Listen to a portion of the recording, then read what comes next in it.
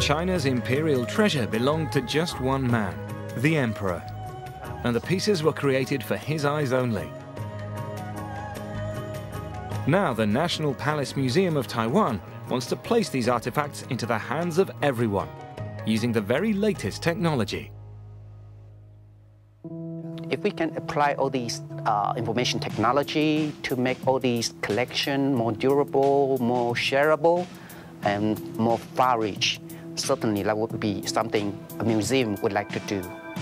Among those helping the museum achieve this is the National Taiwan University, applying its expertise in 3D imaging. We got 3 angles all together, so now we can start filming from the top. When the camera is in a position, the table starts to turn.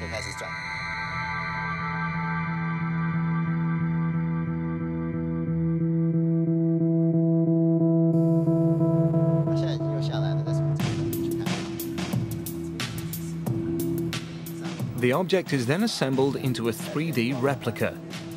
Its first use is for a virtual online museum, where you can actually grab hold of the exhibits and turn them with the mouse. But that's still a little too removed. If you look at this, you'll see it's in a case. The software follows the hand's movements. See how it follows my hand? See the arrows? The image can be shown on a normal monitor or projected into this crystal ball. So it feels like you're controlling the object. The museum's precious artifact is in your hand.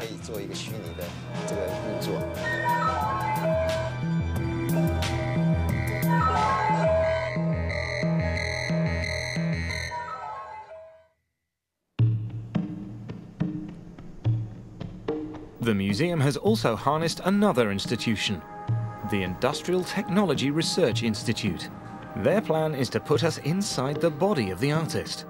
We want to bring the two worlds together, especially when we talk about the Chinese culture. We wanted to combine culture and the arts with technology to create a new world. A poem from the museum is projected onto a wall, where 2 volunteers can read it. Beside them, the latest wideband detectors, like personal radar systems, remotely sense the rate at which they breathe. Another computer projects the poem onto the floor. Now one person can control the speed of the calligraphy, the other controls the ink flow. The sound is just there for effect.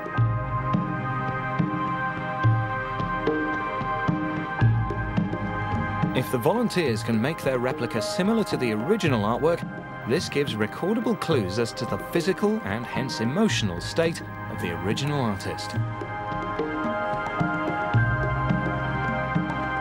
In this way, any of us can feel what it is like to be in the throes of creativity.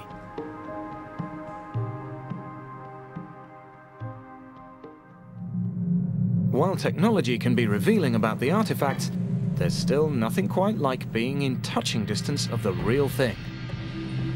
There's something special in being physically close to these prized objects, once handled by the Emperor Qianlong.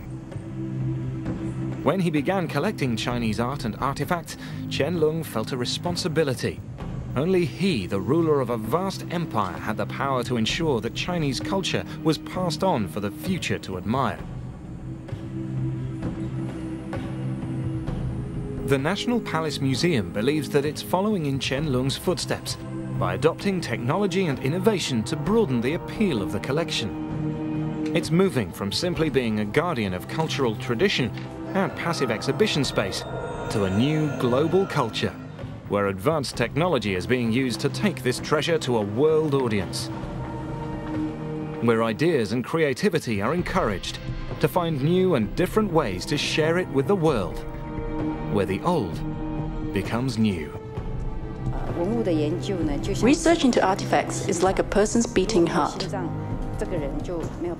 Without a heart, a person wouldn't survive. Without a soul, they can live. but their life won't be wonderful. But how can we make the artifacts more wonderful? That's the soul of our museum. The museum has room for only a small part of the collection.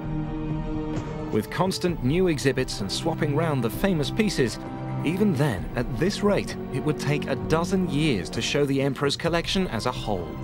On each return, the visitor can find a new treasure, something unexpected, or maybe an old friend not shown for years.